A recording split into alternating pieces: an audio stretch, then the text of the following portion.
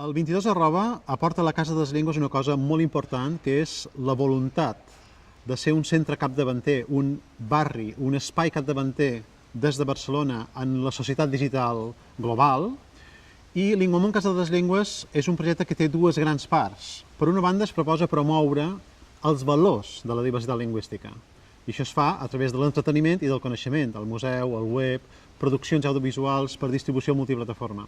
Però l'altra gran pota, l'altra gran columna de Linguamunt Casa de les Llengües és la relació entre llengües i generació de riquesa, entre llengües i competitivitat, entre llengües i revolució tecnològica. Pensem que la revolució digital és també una revolució multilingüe i la Casa de les Llengües té al districte 22 d'entrada la seva expertesa i per aquesta raó podem promoure, aprofitant l'expertesa del 22 en la generació i la creació de clústers, el primer clúster de multilingüisme.